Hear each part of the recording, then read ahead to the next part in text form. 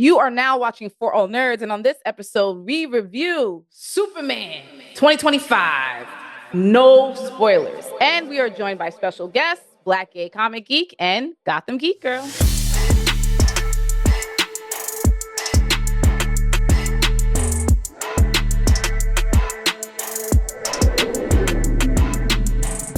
And what's up, y'all? And welcome back to another episode of the For All Nerds Show. It's your boy, DJ Ben aka Captain Cold Brew, aka Wally Beside, aka Krypto, aka the Ultra Sheen Man, here in the spaceship tonight. And as always, Not Wally Westside, bro. I haven't heard that one in a long time. How about Krypto, though? Come on, pick up Krypto. Nah, nigga. Ultra Sheen Man. Anyway, I am here in the spaceship, joined by Tatiana King, the Grand Duchess of Tech, also known as Gucci Mane DeLorean, Lambo Calrissian, Lex Luthor, Glorilla Rod, and the Lord of Light, Sabers. There we go. And we have two very special guests joining us tonight. First up, we have Michael, aka the Black Gay Comic Geek. Say it right. I forgot to do that. My AKAs. I forgot. I was like, dang. I was like, wait, AKA Gay Swindu. I don't know. Hey! Great job. Fantastic. Off the cuff. That's what I got in my head right now. There we go. That's all we need. And we also have Nadia Martinez. Please introduce yourself to the fam. Gotham Geek Girl here. Yes. Yes. All right. And everyone, we are here to talk about a little movie. You know, it's dropping, I think, this Friday.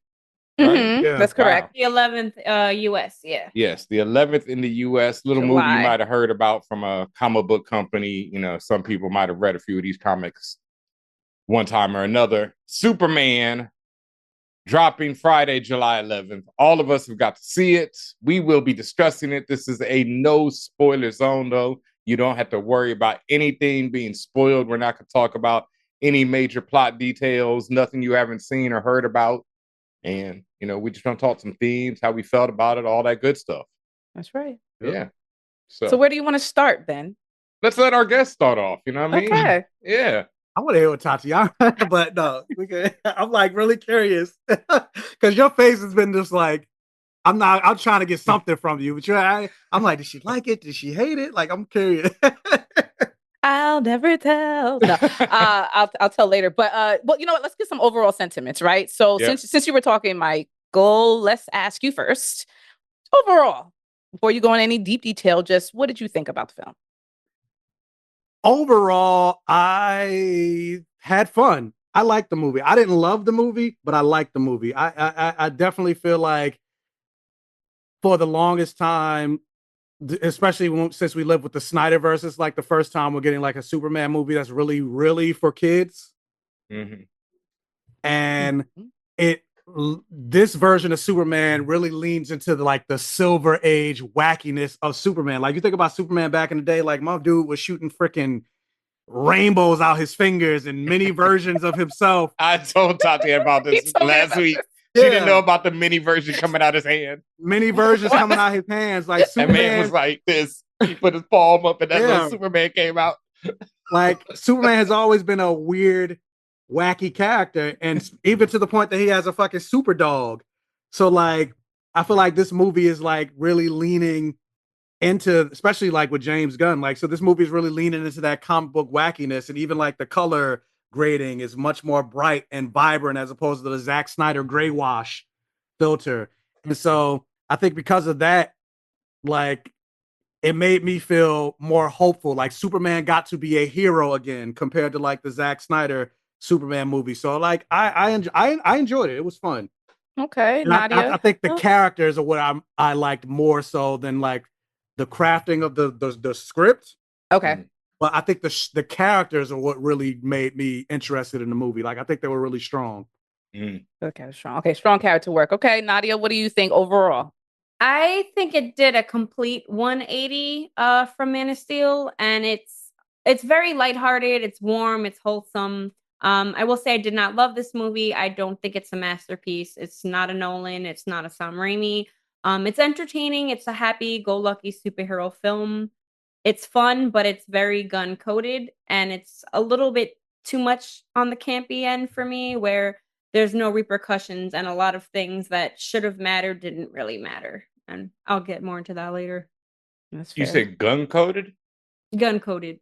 Gun code. James Gunn coded film. Oh, okay. I thought you meant. And I know what she means by that. Shots. I was like, wow, I didn't get that. I missed that. I mean, everything's always military encoded, but Ben, you were rare. You actually got to see it twice. Upon your second viewing, what did you think overall? I enjoyed it much more the second time. I'll say that. I'm glad I got to see it twice, because the first time I saw it, while I enjoyed it the first time, I think the James Gunness of it all really was my big problem with it. I felt the same way when I was watching Guardians of the Galaxy 3. Even though I really love Guardians of the Galaxy 3, there's moments in it where I'm just like, all right, James, you've done this trick before. I get it. You're going to play a musical montage and people are going to dance around and some CGI is going to happen and there'll be some action. And okay, cool. Let's move on to something else. And in Guardians, that was the character work. And then again, in Superman, I feel like the character work, like Michael said, is the strongest part of it. I would just love to see all of these characters in another movie, is what it really boiled down to for me. I did really enjoy, like Michael said, even compared to a Marvel film, the brightness of this movie is amazing. It is really visually bright, colorful. Superman looks great. We'll get more into each the individual, but Michael Corenswet, is it Michael Corenswet? David. Right? David Corenswet. David Corenswet. Yeah, sorry. David Corenswet eats that shit alive. And if he proposes to me like I'm hoping for, then it'll be Michael Corenswet. Then it will be Michael Corenswet, exactly. Look, I wouldn't turn it down. So, no. You saw that booty? That man, that was that Superman booty. Yeah, like I immediately put him in with all the great Supermen. And I reread All-Star Superman right before this because Gunn had said that it was a big influence on him. And the first time I really wasn't feeling that, but the second time I really was. It is that All-Star, that Silver Age.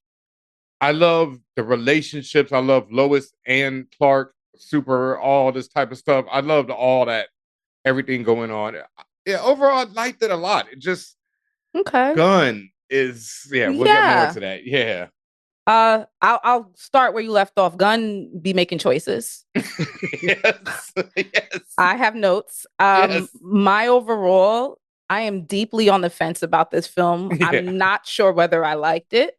Yeah. I believe it. I don't hate it. It's not a Thor. It's not a Thor 4. So we'll get that out the way. But this film to me read like All-Star Superman crossed with Superman 1, 2, and 3, crossed with and 4. And 4. Well, for me, 1, 2, and 3. That's what I've seen. It's got 4 in there.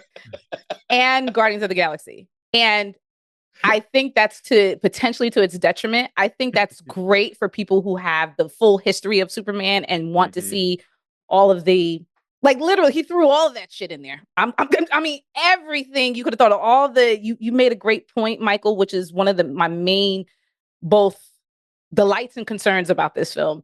It is so goofy. It is so wacky. It is so. What are you doing right now? Like, what LSD was you on when you made this choice? At the same time, there's so many fun components to it. And as mentioned, we'll get to all of that stuff. But my overall takeaway was, I don't know. Yeah. I don't know how I felt about this film. I was very much, as I was sitting there, I was kind of going, like I'm conflicted. I feel like there were moments like that me and Ben looked over at each other and we were laughing at things like that shouldn't have been funny. Like there were like the kid was going, Superman. Yeah, like Superman. I was like, what? I can't deal with this. I kept checking my phone, like, is this almost over? Yeah. Like I also didn't hate it, but there were just some moments where I was like, this is too much. Please just stop. But see, like, I appreciate like even the kid doing that because it's gone to show. Like one of my biggest complaints about like Man of Steel and the SnyderVerse was like that nobody gave a fuck about Superman. Like, Superman wasn't the hope and icon and superhero that he's supposed to be. Like, even, and that's the thing I liked about the Corenswet Superman. Like, it looks like he enjoys being Superman. Yes. He even smiles. He knows the cab driver. He knows the cab driver's name. People are trying to help him when he's on the ground. He's picking up little kids, and little kids are running up to him, and even little kids are like saying, "Superman, come protect us." People are yelling Superman across the country. Like, he's supposed to be the hero of the globe, truth, justice, and a better tomorrow. And we never got that for the longest time for the Zack Snyder SnyderVerse. And so they traded on him in this too, though, for like. Well, you know, true, but he still was a hero.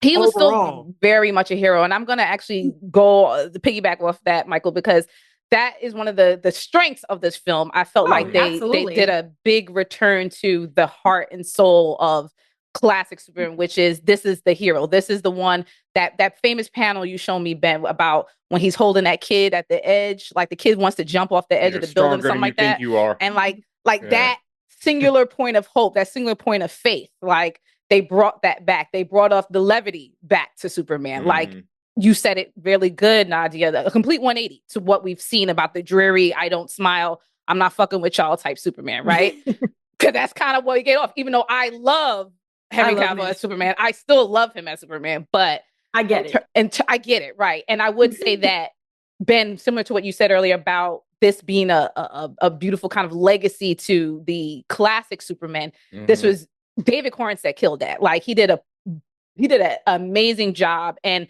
I saw the legacy of Christopher Reeves. I saw the legacy of his predecessors. I saw the love and the determination to bring a character that is supposed to evoke love and is supposed to evoke the aspect of, I love you even when you don't love me. Right? Even because when that's you don't love yourself. Even when you don't love yourself type shit, right? And also the fact that it's very beautifully stated, Michael, it's global, right? It's not just, even though he is used for propagandic, opportunities many times throughout his Superman's career, if you will, at the end of the day, he's supposed to be a global symbol, a symbol of humanity. And they made it very clear in this film that that's what he is, whether it was very on the nose or very much, implied. It was just like, no, I am here for the human race. I am here to protect, to serve, and to love you. I'm Jesus. So, damn, you're making me like him more. And that's what I'm saying. Now I'm liking Superman.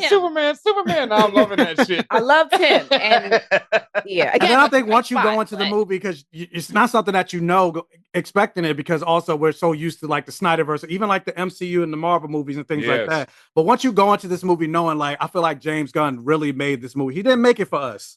No, he made this for kids. He made it perfectly stated. There were so many things that was kind of slapstick.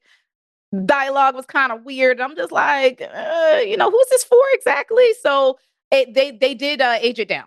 They aged it down. They aged it down and said, hey, we're going to sell a lot of t-shirts. We're going to sell a lot of figurines. We're going to sell a lot of toys and plushies. Crypto. A lot of crypto. Oh, we got to get into crypto later. Jesus Christ. Okay. Wait a minute. I gotta. It starts. It's not the movie version of crypto, though. This is a different. I like that one more. But that was cute. So what James did again, he did. Would you say gunify? Is that what you said, Nadia? He gun coded. Yeah. Gun coded. Why gunify? He gunnified Superman. And yes, DC is his baby now. Anyway, the DC universe, the DC cinematic universe, whatever it's called now. Yes, that's his child now. But it's like super gunnified. Like, there were so many aspects of Guardians of the Galaxy. I was just like, James, we over here now. Can we, I understand that's maybe your little DNA, but could we tone it down a bit? And it just got more and more wacky. And I was just like, this isn't for me. And maybe that's why I'm so on the fence about it. I was just like, oh, it wasn't. If you come in there with just wanting to just have a fun, different Superman that you've been seeing for the last 10 years, 15 years, this is it for you. Yeah, I think if you come in there with the eyes of a child, for real, you will have the time of your life. 100%. And I think children are going to have the time of their life in this. Because I was thinking about it earlier today. I was like, if I'd never seen one of these Guardians of the Galaxy movies, I'm like, this is fantastic. This is one of the greatest things I've ever seen. But because I've seen 3 Guardians of the Galaxy movies, I'm like, oh, come on, James. But 8, 9, 10-year-old ain't gonna know nothing about that. Or even if he has seen him, he's not gonna be able to make the comparison where he's gonna think about, or he or she, they are gonna make that thought. No, they're just gonna absolutely not. And they're not gonna think about, like, we're talking about the ramifications of what happens in this film. Because there are no consequences. There's no consequences. And there's literally scenes where things are happening and there's no consequences to things happening. A lot of massive, superhero action and destruction happens. And and it's taken as, I feel like, a Dick Tracy type version of this, but Dick Tracy is inspired, or Superman is inspired by those Dick Tracy. So I think it just is that 60s, 70s, even the 80s Superman. It feels very much in the vein of them, but it doesn't feel like Superman Returns, where it feels like they're just trying to continue those versions. This feels like a very 2025 version of the 80s Superman. This is a gunnified mythology of Superman. Yeah, because I will say, like to the consequences, there are definitely things that happen in the movie that should have had way more ramifications. Yeah, that was my main issue. I'm like, thousands of people should have been dead, and no one. Well, I'm not even talking about just that, but I'm like no spoilers, but there's a moment in a place that happens with a person, a brown person. There's a Hawk Girl does something that I feel like should have some huge ramifications. Everything Green Lantern, Hawk Girl, and like at that point, like people should have gone to war. Yeah, because of what Hawk Girl did. I'm like, or somebody like, Amanda Waller, get these motherfuckers. Like, I just. But maybe it might show up. They he didn't know what he wanted it to be rated, because it's PG-13. Like, so is Iron Man. But at the same time, it's like some of the things we don't want to get into because of spoilers. It's annoying that it was not addressed. So if you're gonna curse, or if you're gonna have a moment, like, at least make things make sense. Like we just said, like, there's no ramifications. And there's a lot of cursing. What was the part that? So basically, everyone knows the whole immigrant theme. Which alien it's immigrant. Not original. MAGA is pissed off about. Oh yeah, I do love that he touched on that, because let all these incels go cry in a basement. But the only thing I'm upset about is that if you're going to touch on themes of oppression, I'm not saying you have to show people in pain, but you have to address that it's happening. And I think it did a terrible job in addressing, I guess we'll call it the Palestinian side, of whatever he's trying to relay, the message. He didn't show any form of oppression. He didn't really show any negative, if that makes sense. Like, he didn't really show the danger. There's no danger in this movie. But then it wouldn't be fun. And it wouldn't be gunnified. Yeah, if you're going to touch on themes like this, you can at least address it. Like Guardians of the Galaxy 3, I think that was R, but it still had a balance of humor. That's not R. No, it's not R. It's not R. Yeah, but so same thing. It could have addressed some real life like issues and not just skip around it and like have people jumping around singing happily, like, and just forgetting what just happened 5 seconds ago. Not a musical. It's not a musical. I think it was, I know for me anyway, there was a vast difference between what I expected and what I got in terms of tone. And I think that's also part of it. Like, at the end of the day, his tone is not to address any of that stuff, you know, to our detriment as critics, but to the delight of people who just want to go in there and just be like, oh, something happened on screen. Oh, everything's so bright. That's what he said. His tone was, I'm going to make this accessible for anybody, regardless of your level of information about Superman, regardless of level of critique. Like, he just said, he just said, what is the lowest common denominator I can get everybody in the door? And this is what we ended up with.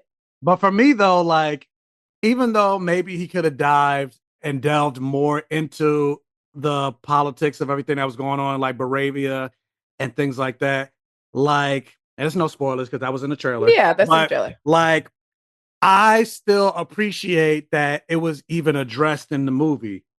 Yeah. And that this movie was even as political as it was. Yeah, it might have been surface level, but it was still more political than damn near any Superman movie that's ever existed. I agree with that. So I at least appreciate that, because Superman, when he was first created, his very first issue in 1938, he was labeled the champion of the oppressed. He was fighting before he was fighting Darkseid, before he was fighting Mongol, Mentalo, Brainiac, and all this other stuff. He was fighting slumlords and corrupt billionaires. This is right. Helping people get affordable housing.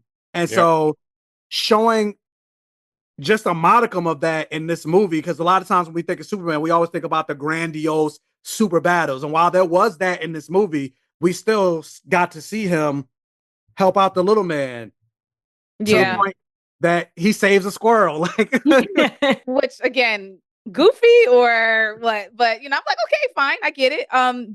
They're trying to say he cares for the smallest creature to the largest. Whatever, I get it. I think again, just about understanding what the intended tone was is really gonna that's where your mileage are gonna vary. If you come in here having any sense of SnyderVerse, you're gonna be lost. You're gonna be completely lost, completely on the wrong end of the spectrum. This is the opposite.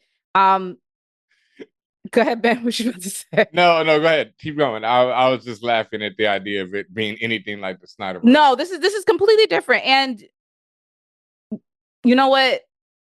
I'm sorry. I'm just like still trying to come to terms on whether I like this or not. All right. Let me say something then on the politics, because we mentioned Palestine, and I think it's very Gunn does what he needs to do with that, where the Boravia, right? Boravia, that's the name of the fake country. Brown Country X. Yeah. It could represent any country. It could be Palestine. It could be Serbia, it could be here, it could be there, it could be anything. And that's why I think he did it that way, where whoever wants to attach whatever oppressed country they want to it, they can attach to it. So that way he's free and clear of any real issues, even though he's catching a lot of issues for it right now. And I will agree that this is the most political Superman film, but not really, because the Man of Steel are very political. Man of Steel, they just express a different politics than what we really agree with. They really make a very much I think he's very inspired by Ayn Rand and determinism, and it's very much about that. Superman is very much, I don't give a fuck about nobody but you know, myself. I can't even smile. Y'all are worthless. Pull yourselves up by your bootstraps. Is that Superman? And so that's a very much different politic than this, which is a very much worldly, I love everyone, I trust everyone. Which was great. And I think all that is really intrinsic to Superman, and one of the reasons I love him, because like I said, it goes back to that All-Star Superman, which is one of my favorite versions, or Whatever Happened to the Man of Tomorrow is one of my favorite versions of Superman. The ones that hark back to that classic Silver Age, but keep a modern tone. But like you said, Tatiana, that page in All-Star Superman, a young girl is about to unalive herself at the edge of a building, and Superman overhears her conversation with her therapist, and her therapist is trying to get to her because he knows what's going on with her. And he hears, because of his super hearing, he's hearing all these different conversations. He's in the middle of battling this giant robot when he hears this first bit of this conversation, finishes off the robot, and it flies over, lands behind the girl, and tells her that you're stronger than you think you are. And that shit just, fucks with me so much. It is like one of the most powerful pages in, history of comic books to me. And it just encapsulates what made Superman so great, is that he believes in humanity more than he even believes in himself. Yeah. And that, I think this film really does get that. And that's the kind of shit that does make me want to, bring me to tears, because it does. That's that Superman shit that I love. Yeah. And while the film is mostly surface level, there are points where it does dive into him. Like, there's a constant interrogation of Superman and his character. Why are you like this? By everyone around him. Why do you care? Why do you like this? Why are you giving them a chance?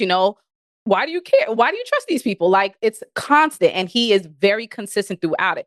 Because what else is there but to love? What else is there but to care and protect and all this other stuff? So I will say that in terms of consistency, this is very strong. And it's something that had been missing in the DC EU at the time, like just consistency about what a character was besides dark and dreary, right?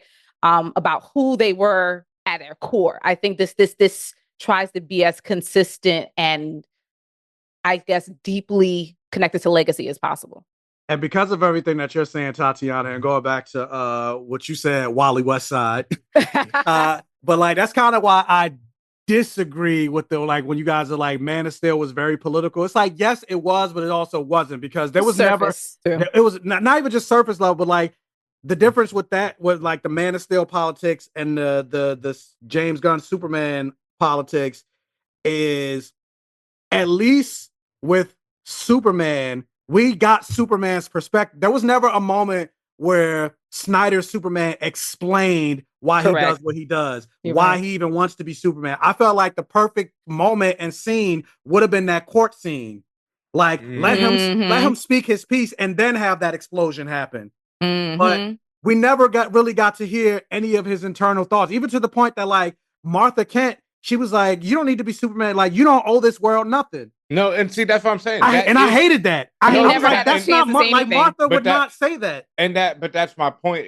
It's not that it doesn't have politics. It's that like that's the thing people often misconstrue and misuse is they're like, oh, this film's political. And every film is political. It's just most of them agree with what those people who are mad about want to hear. Superman, the Man of Steel series agrees it's a very right-wing position. Even Superman, I don't give a fuck about humanity. I don't care about nobody else. Martha, you don't owe no one anything. You know, you don't smile. You don't do anything for anyone else. Pull yourselves up, humanity. Y'all all do this. When they asked him, what does he even like about Earth? And he's like, psh. You know, that's what I'm saying. So it's like most films all films are political. All art is political. It's just what side of it expresses. And most often it expresses a side that is in tune with keeping the status quo. That's why I say those films are very political because they're, you know, very much a conservative, you know, led film, which is, you know, as far as I know, that's Zack Snyder. I don't really see it like that. I see it more as injustice, like Gods Among Us. Like everything doesn't. I find injustice to be the same thing. I find injustice to be a lot of like it takes away that essence of what these characters are to me. It's like it's cheap thrills to me. It's like Injustice. You talking about the game? Like the game. The game can get boring if it's the same thing all the time. Yeah, it doesn't have to be all the time, but like okay, like a good version of that is like Red Sun to me. Because Red Sun, love Red Sun. It shows Superman as, you know, what happens when he's raised in a system that's not a loving couple, et cetera, et cetera. But at the end of it, he's still Superman. You know, you can't take that out of him. This man will always be the one who believes in humanity. You know, I think when you take that away from him, it just like make another character. It's like I think when he snapped Zod's neck, that was his wake up call. No, see that okay, that's what I'm saying. I don't think like Man of Steel, the snapping of the neck is the problem in Man of Steel. People always go to the snapping of the neck. He had to snap that dude's neck. That's, you know, et cetera, et cetera. What he didn't have to go was kiss Lois Lane in the ashes of millions of people after that. That's where it becomes like this dude don't give a shit. Not just that, but then what he didn't have to do is remember that scene when Lois Lane was in the shower and Superman had gotten the shower with his muddy ass boots. Like, nah, get the fuck out my house. Like, get the fuck out my house. Like, what are you doing? At least take your clothes off. Like, what? You just came out the house. Like, she washing her coochie and he getting in the boots with the muddy ass boots. Like, come on now. Let's talk about hashtag not my Superman. Oh my God. Let's talk about the characters because everyone did make a comment about the character work being strong or the other characters being great. And Ben even says, want to bring that back. He said, oh, I would love to see the characters in a different movie. Kind of with you on that I really love this movie the more I think about it. I love the characters in another movie too. But who stood out the most to y'all? Anybody could just go. Lois and Clark and Superman. Lois? I love that. I love that chemistry. You like their chemistry? Okay. I did like the chemistry. Lex? Also, Mr. Terrific. I would like to see think more. He was one-dimensional. I would like to see more of him though. But I agree with that. I'll get to that later, but I still would like to see more of his character. There are things I had a problem with, but I would like to have Mr. Terrific become more of a household name. Yes. I love Mr. Terrific. And for many valuable reasons. But I want to circle back really quick. Back to Nadia. You said Lex, right? Yeah. As the resident Lex flag bearer in this outfit, I would love to know why you fucked with Lex. What's up, y'all? Thank you for watching whatever video you just watched. I need you to hit those like and the subscribe buttons that you see right below you as you're watching right now. I mean, right now. Hit them. And we can get right back to the video you were just watching. Like this. All right. So I think Lois was honestly one of the strongest characters. And I loved Lex. I did have issues with him, I will say. I think he was underutilized at the same time. I think he had amazing screen presence. He saved the movie to me. I thought he was iconic and relentless. He showed like a real threat and his real like hate and like weird obsession of Superman. My only issue is he came off kind of Trumpish again. Like I feel like that's been done. It's kind of played out in cliche. Like he's whining and crying. Like it was kind of getting a little annoying. But he was also inspired by Michael Rosenbaum, Lex Luthor in Smallville, and like Steve Jobs. And I feel like he kind of did like a little bit of All-Star Superman and like a whole bunch of different things. Brian Azzarello, I believe, was also an influence of him.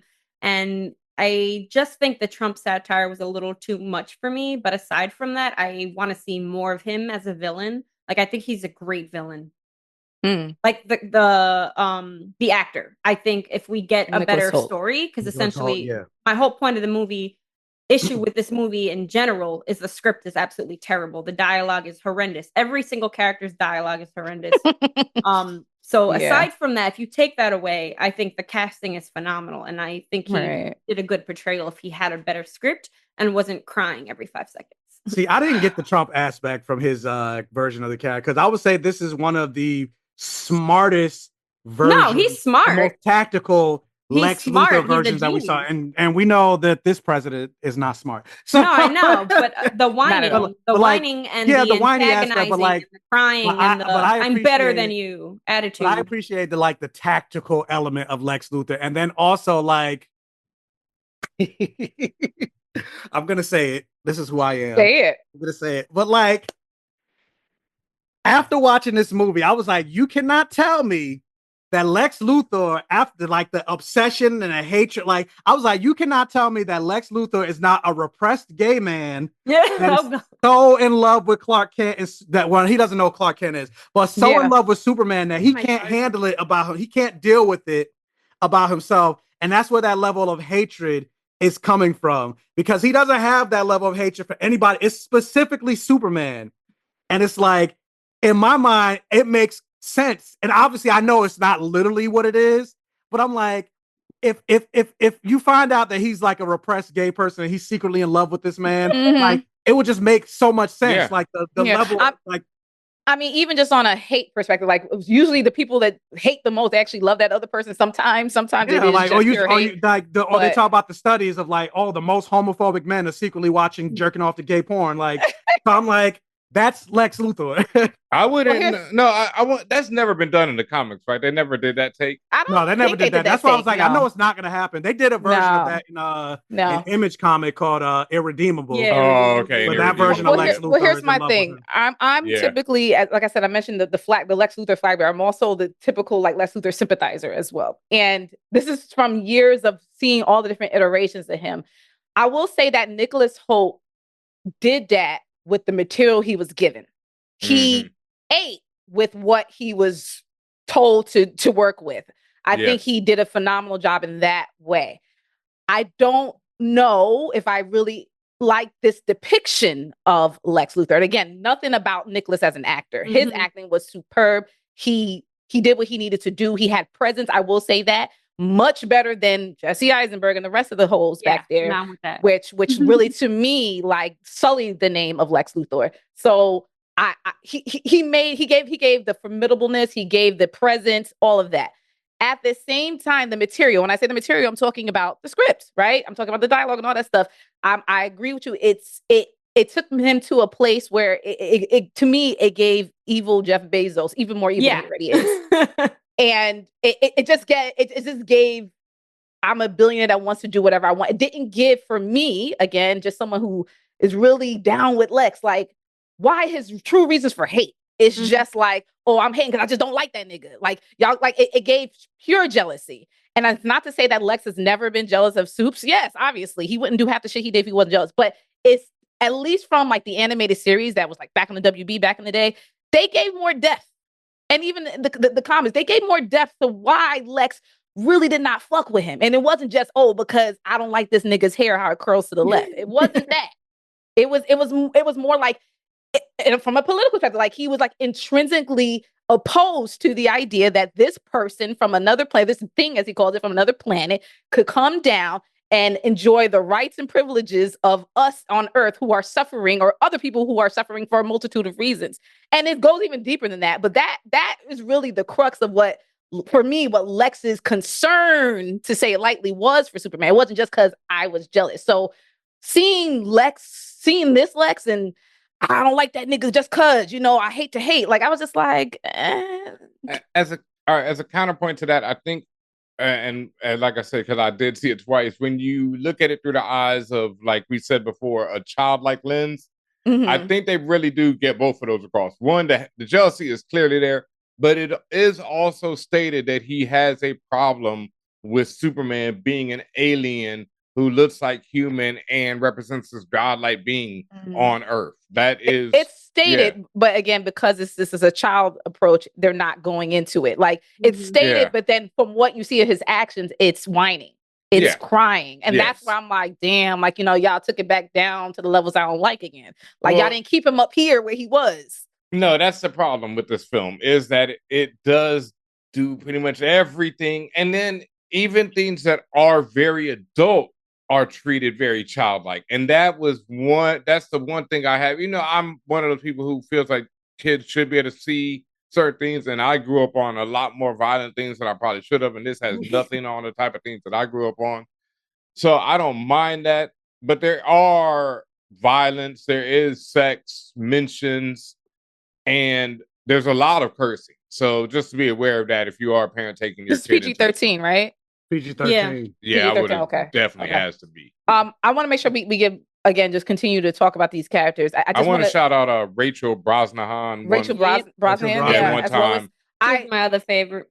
Yeah. Their connection was very, like, it gave me classic Lois. Again, the Superman 1, 2, 3. It gave me classic Lois and Superman. Like, or Clark rather. But it was like, I felt them. I felt what they were doing. That's what I was very hyped for this film. Let me say that first. Just from the trailers, when they have that conversation, the interaction when she's interviewing him and he like gets pissed off and she's like, "But this is what they're going to fucking ask you." That reads real to me. Like, Lois and Clark in a relationship right now, sitting on the couch and they're talking, and she's just like, she is who she is. She's a reporter. She's asked questions. She even said as much. She asked questions. She's going to investigate everything, and he's just going to take shit at face value, right? And then it's just like, bruh, you can't do that. He's going to look at her like, well, you need to care more, right? You need to trust more. And seeing that dynamic, it's real, right?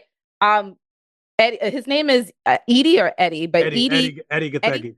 Eddie Gathegi. I really want to see him in more stuff. I love him as Mr. Terrific. I understand what you mean about like maybe one-dimensional Nadia, but I just think that's because you didn't give a lot of time with him. And also that's kind of that's how Gunn or whomever is responsible for this really wrote the character. Like, I'm not, and to me, it was like that straight face, the foil to all the slapstick going on.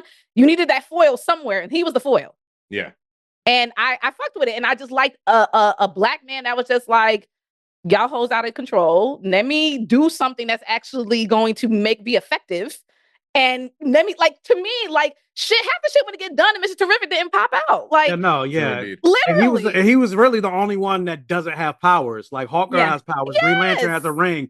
I agree. He has technology, but he's just a dude. But he's just a dude. But he's the dude. He's just like, while y'all playing around, I'm getting shit done. And I like that. But he wasn't without humanity. He wasn't without, like, a giggle here and there, which is why I'm like, I would love to see him in another situation. And he got his moment to shine. But one thing I don't like, I didn't necessarily like about the depiction of Mr. Terrific, and I said this to I said that black exploitation. How do you? I said this to Ben yesterday, but like, it was giving, like, whether it was a direction that James Gunn gave or like Eddie Gathegi's interpretation, but it felt like he's like, let me blacken this up a little bit. Like he definitely talked like he was trying in a blaxploitation Shaft movie of the 70s. Like, it was giving a little bit. At a certain point, I was expecting him to say "Jive Turkey." Yeah, I literally was like, that's the vibe I got.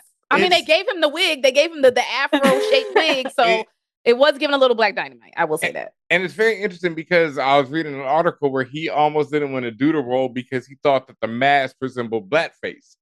And that Gunn had to convince him that it wasn't, and et cetera, you know, and how intelligent Mr. Terrific is and all these things. But I don't have a problem with the T. No. It's just like the voice. Everything. I thought he was great. Like y'all said, I thought he had his great moment to shine. I feel like he is one of the big stars of this film on the low.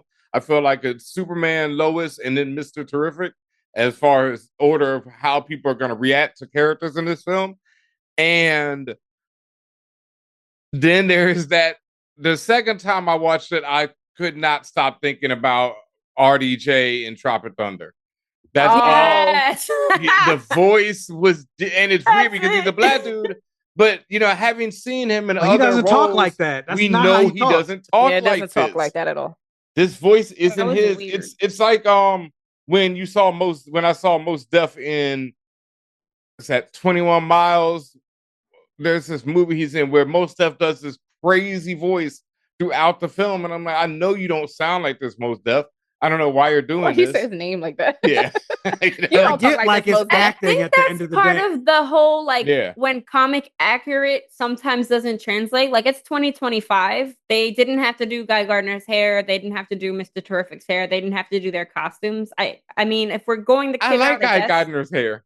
Let's talk about him. Did you guys like Green Lantern? This Green Lantern? Nate Fillion? Love Guy Gardner. Yeah, I like Guy Gardner. I like Nathan Fillion. I like Nathan Fillion. Charismatic and everything he does. The Justice Gang was underutilized. Mr. Terrific had a point. He had a purpose.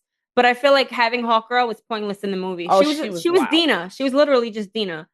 What was with her hollering and hooting every time she was on like the scream? I'm like, that's her battle cry. But I've watched enough. Just everyone yelled in the movie. How often does she caw like that? Like, that was new to me. I was like, whoa.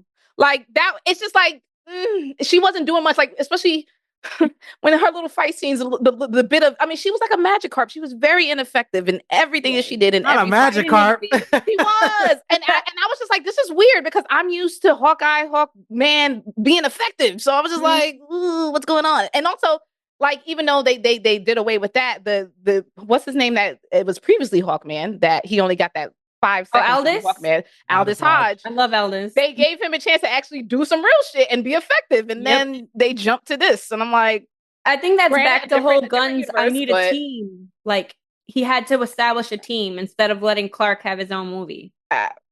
I don't know, bro. I still think it was. I still think it was Superman's movie, despite the fact that they had all these other characters. It was still Superman's movie. I agree to that. They still did a good job in centering who the main guy was, and these are supporting. And while these other characters were underutilized, I think the effectiveness of having them is to show that it's a world. Like, we're not like, even in the fact that like they mentioned like.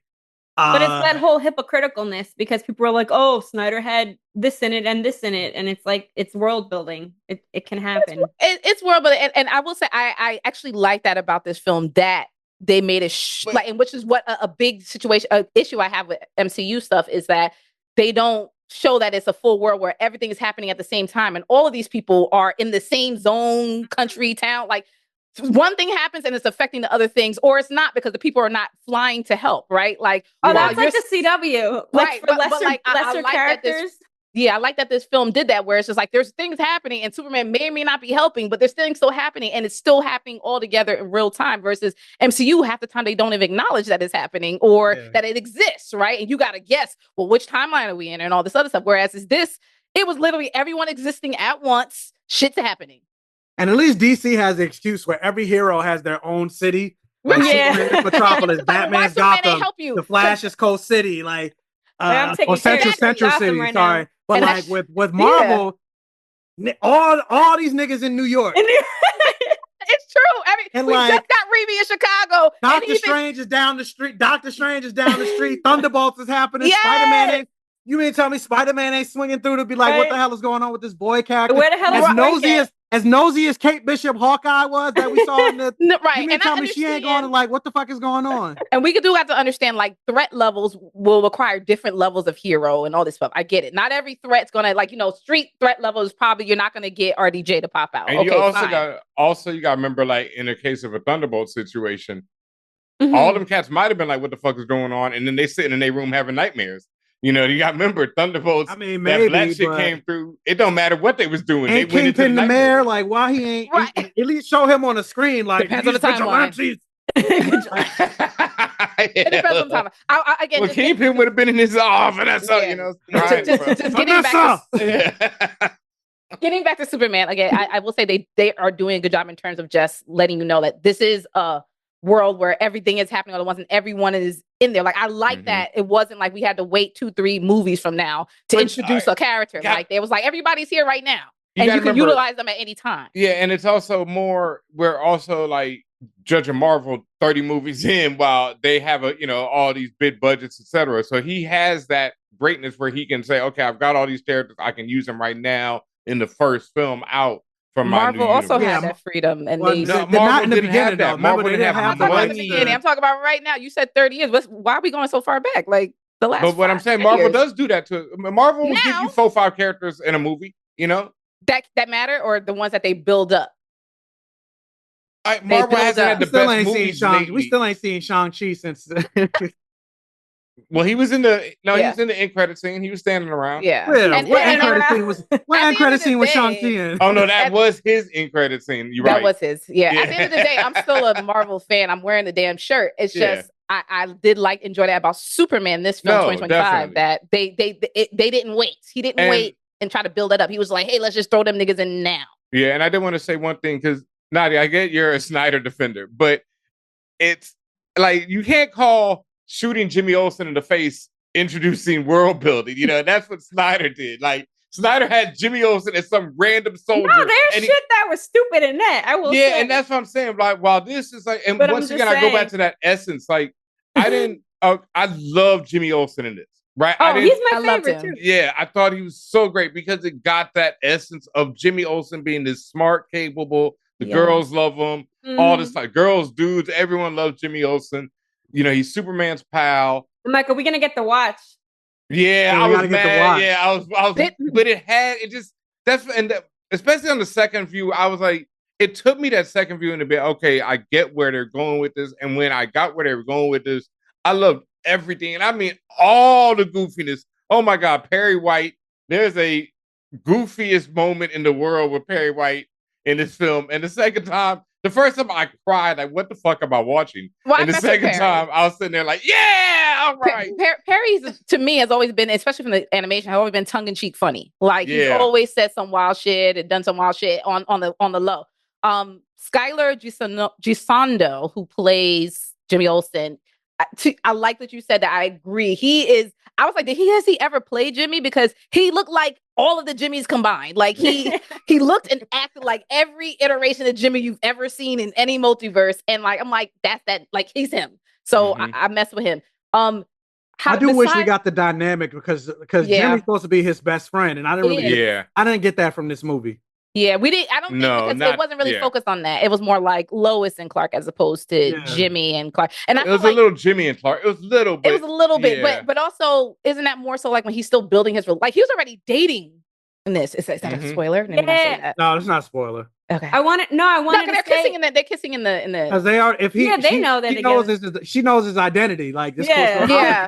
So at that point, I say he's not friends with Jimmy, but he got a girl now. So And that's funny. Okay, I know that that's not a spoiler, but I didn't know that going in. I didn't know that they was dating going in.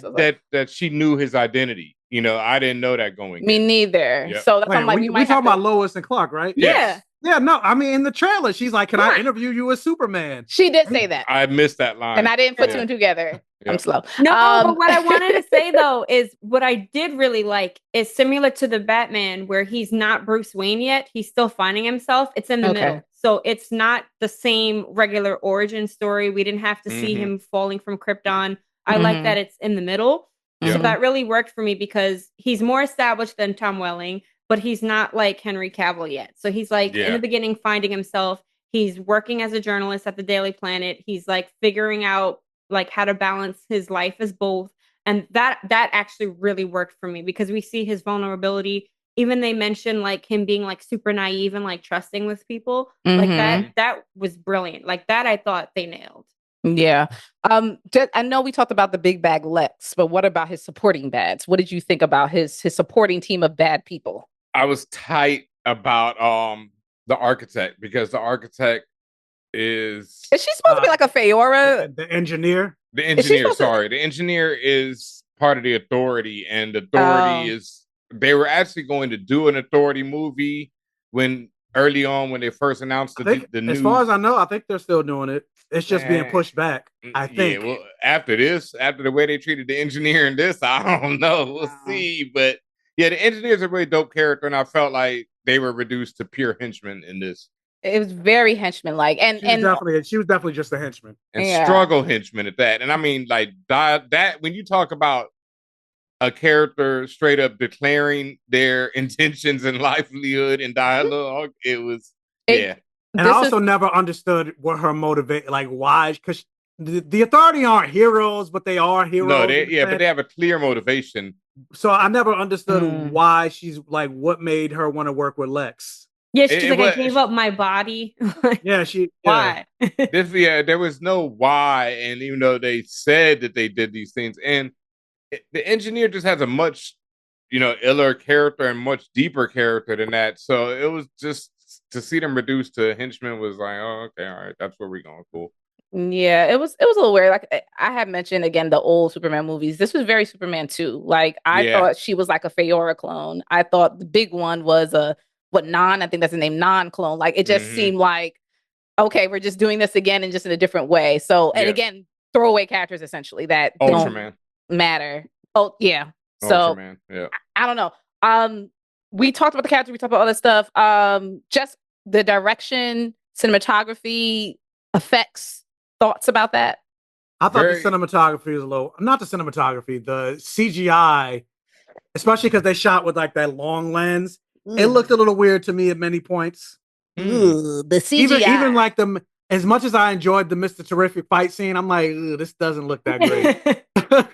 CGI looked like CGI, and that's a negative in my view. Like moments where he's flying, and like because of the long, his body looks like it's like elongated, like Mr. Fantastic long, and I'm like, I like the flying shots, and I like the kaiju shots. I feel you on the Mr. Terrific shots. That was definitely. Ooh, this is. All right. I didn't like the CGI looking like CGI. Like, I understand you can't really get a dog to be doing all that stuff and all that stuff, but it was just like, we haven't talked about the dog. It felt fake when he was interacting with the dog, like he was looking at a green screen. And I'm just like, damn, son, like, okay, we never got to talk about the dog. Krypto? Oh my God. Okay. Thumbs up or thumbs down for Krypto? Ooh. 1, 2, 3, go. I like Krypto. I'm a dog person. I'm a dog person. I have a dog. I'm a dog person. Dogs. Yeah, y'all niggas anti-dog. I'm gonna have to call Peter. Half a thumb. Half a thumb. Okay, I have a dog as well, and I was like, this stupid ass motherfucker. Like, it was talking about who was the dog was the biggest star next to Superman. He was the biggest star of it. And that was clearly on purpose. That was clear, like you said, from Silver Age and this and that. They're trying to sell toys. They're trying to sell toys, but I was just like, guys, enough.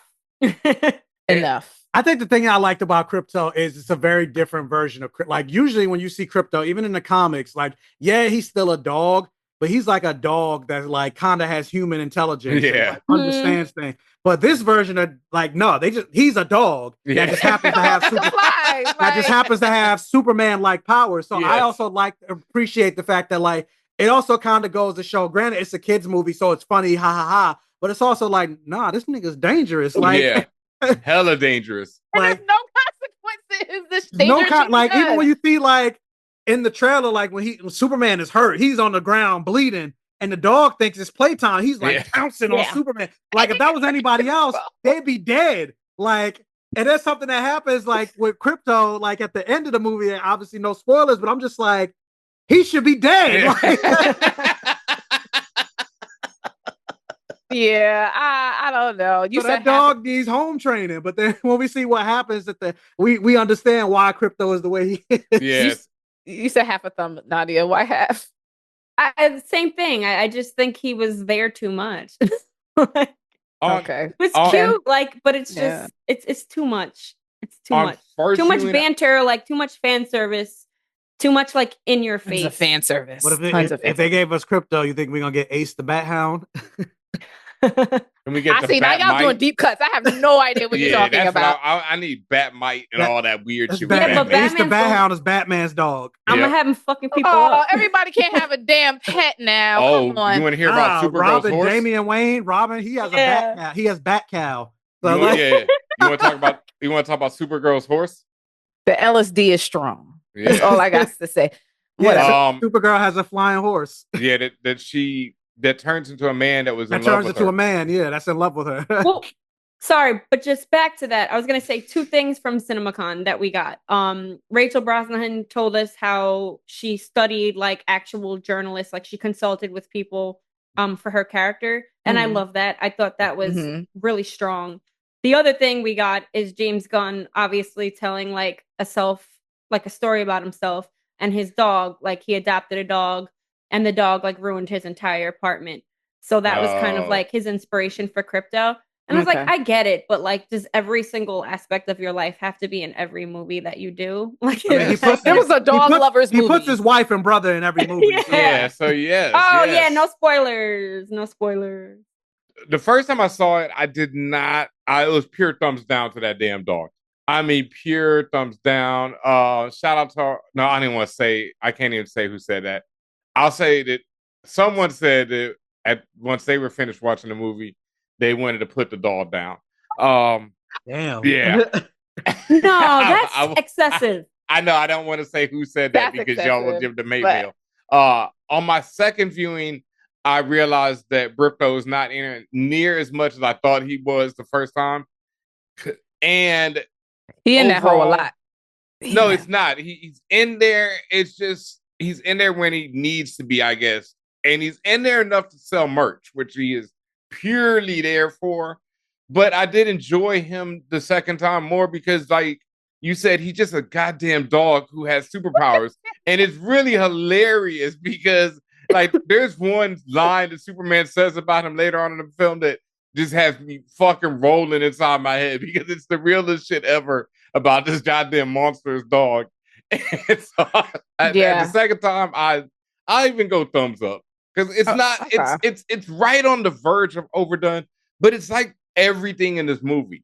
And I would give James Gunn that he walks a very fine line between sincere and corny and goofy as fuck, and he treads it very well. I would give him that. And James Gunn loves his animals. Overstepped a few times for me, but he damn sure. I mean, he's a habitual line stepper. You already know this is what Gunn does. He habitually steps lines, and he does it, more than once in this film. But I think overall, he's about 70%. On the line. And James Gunn loves his animals, whether it's Rocket, Guardians of the Galaxy 3, Diesel, and freaking Suicide Squad.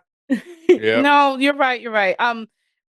We mentioned effects and stuff like that. We said a little bit of cinematography. Everyone generally was cool with the cinematography. With some questions there. There were some transition questions I had. Well, again, it gave some Mission Impossible stuff where it's why did you make that transition there? But okay, that's what you wanted to do. Yeah. Anything else or the score? Anything else about the film that you wanted to mention? Yes. Score. Yes. So I feel like he shoved it down our throat. He literally beats you with the music more than Superman beats people. It's music by John Murphy. Obviously the iconic theme from Hans Zimmer, and we also have John Williams' iconic Superman theme. But I feel like every scene it plays, whether it relates to the scene or not, it's just 10 times in the movie we have the music, and it's it's taking me out of the scene. Like I said, I felt this in Guardians 3. I hated when he used Beastie Boys in that movie. It's No Sleep Till Brooklyn. It's always. And my problem with Gunn is he's one of these filmmakers where he uses music a lot, but it's not very rhythmic in the editing and the shooting. And so because of that, it's just like, all right, dude, I get it. You know, yet another 70s rock song. Cool. And that's the thing. I wish there was more score and less soundtrack. Yeah. Agreed. There it is. There it is. Yeah. I'm gonna say there's a little bit of a difference there. And the soundtrack he chose is very white. And oh my God. Like the song that played during Mr. Terrific's battle scene, I was like, what is this? I don't think this that's works. culturally accurate. Yeah. I don't think I mean, especially in that voice you had, this man talking, and you should have had some fucking Isaac Hayes playing and shit. No, if he plays some like obviously, I'm glad he ain't do that. No, man, now if you know he did that, we would have been through the roof. We would have been through the roof in that theater. Like, I can't believe that nigga did that. Isaac Hayes. If he throwing on one of Isaac's bangers, I wouldn't have been mad. Not Superfly. I'm talking about like a banger. How dare you? You know it. You know. Exactly. You complain just like me complaining about the black voice. So like if you add that on top of it, would have felt away. It would have been so hilarious. Because every other song is white as fuck, and then you throw this black song on a black man. I would have loved it. I would have loved it. Go all the way in, Gun. He would have. No, he wouldn't have. Oh you already all the way. Okay. He would have been mad. Oh my God. I would have been so mad because I'm already calling this man the gift and the curse of this film. So it would have just extended the gift and the curse. He is the gift and the curse. Okay. Yeah. With that, just your final thoughts and if you would recommend this movie and the rating you give it. I would recommend this film. I would definitely recommend this film. I had to say that. I go in with childlike viewpoints. Don't go in thinking you have any I won't say any idea what you're about to see, but don't go in thinking that, Superman needs to be like this. Go in and say, well, let me see what they're bringing to the Superman. And if you're a James Gunn fan, I think you'll enjoy it. Or be open-minded. Be open-minded. Yeah, be open-minded. Yeah. Okay. And I give it about a C plus B minus. B minus, I think. Yeah. Fair. Nadia, you go. What are your last final thoughts and your rating and would you recommend the movie? He described it as like lighthearted and wholesome. I said Gunn does what he does best. Like he has beautiful world building. That's one thing I think he nails. Like he gave us a lot more like alien life and like some really cool scenes that I feel like make it a little more fantastical, which can work. The character's obviously lovable. It's the spirit of Superman, but I don't think that's enough. I think, like, as I mentioned, it's excessive exposition. A lot of the dialogue is nonsense and things a normal person would never say. And it's Guardians of Metropolis. That's how I described it. It's Guardians of the Galaxy 4. It just takes place in the DC universe. But I still think it's fun. As you mentioned, it's a kid's movie. Like I told one of my friends who's actually like a big Snyder fan, I was like, your kids are going to love it. And he's like, oh yeah, like we're going to go see it. I was like, go see it in IMAX. Like, I think the kids will love it. So I still think go see it, but I think like we were mentioning, like you have to go in with the mindset that this is not for us. It's for children. And kid things are very hit or miss for me, but I think if done well, like I absolutely love Miss Marvel. The irony of me, who's like Punisher, fucking shoot everybody. I think Miss Marvel was the best Disney show, hands down. So I think it can be done well if it's good writing. I don't think it has to be written like as if you're stupid. And I kind of think this panders a little bit to that, making everyone dumb. Even like the parents are like, oh. But it's like what's your rating? You could give it a letter rating of 1 through 10. 6, right in the middle. Okay. Mr. Black Gay Comic Geek. So I think the movie is fun. I would totally recommend it.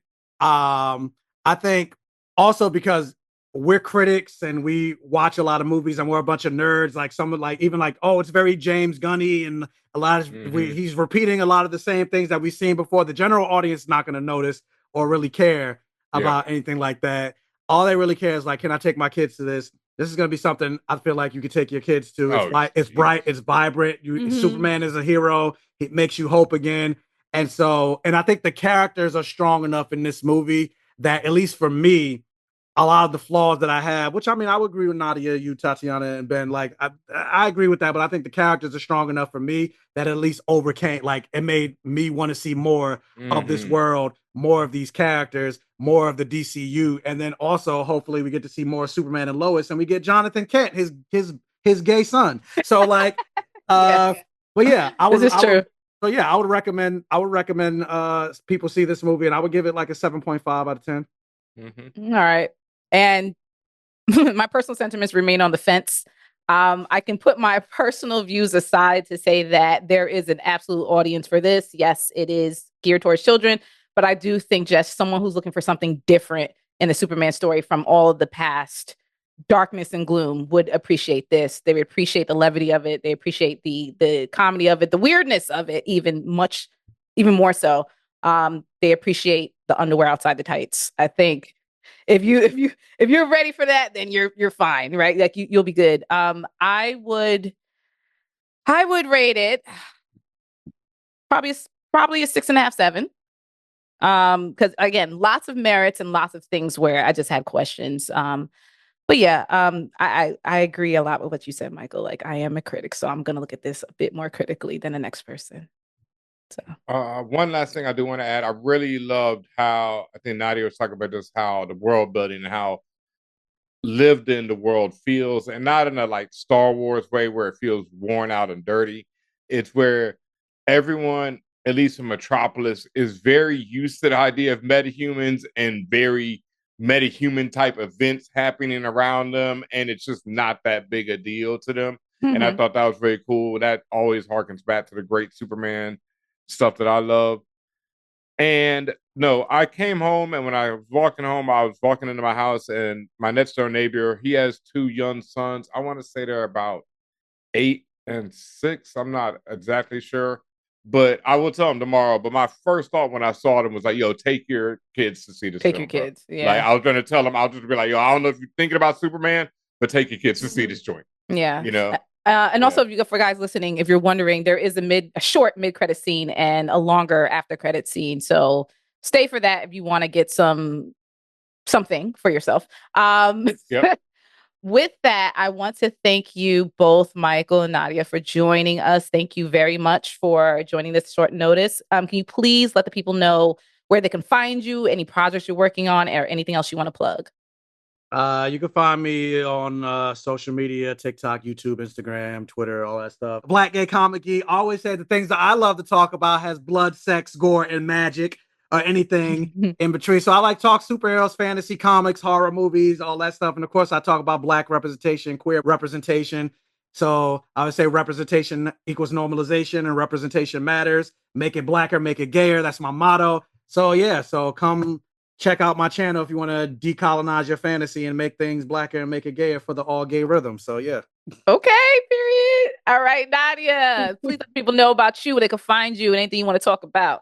I don't know if you guys recognize me.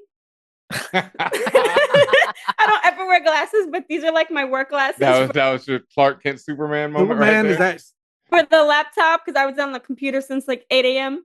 But Gotham Geek Girl, Nadia Martinez. You can find me on YouTube, Instagram, GothamGeekGirl.com. I write for a couple different websites, mostly movie reviews and a little bit of comic book coverage. And yeah. Excellent. And we are, myself and DJ Ben Hameen, For All Nerds, ForAllNerds. You can find us on the interwebs under For All Nerds, as well as on your favorite podcast platform, your favorite YouTube and TikTok platforms, and everything else you can find us.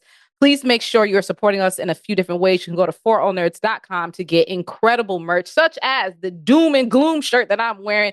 Ben Hameen has a Sith Happen shirt, and we have a multitude of other fire designs. Again, ForAllNerds.com. Just another PSA, if you see the Lionel Richie shirt, only buy it from ForAllNerds.com, not anywhere else. So those are bootlegs. So please, if you want looking to support us, make sure you're going to our website. Make sure you're also going to Patreon, patreon.com/ForAllNerds, where you could be one of the few, the proud, the many that help support us financially. And you get access to free shit, free screenings, a whole bunch of other stuff. So make sure you're on there. Ben, anything else you want to talk about? I think we need a Krypto t-shirt.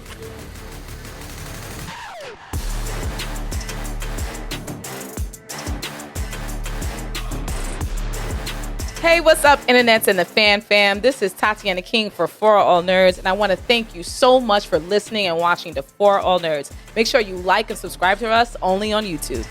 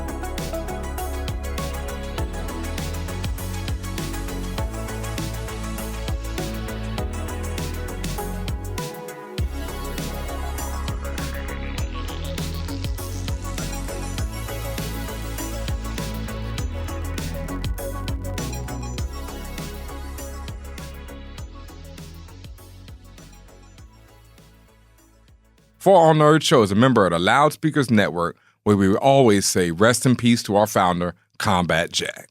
For All Nerds Show is powered by our listeners. Everything we do, from our podcasts, live events, our website, are all independently funded. Please continue to support us through our Patreon page at patreon.com/forallnerds.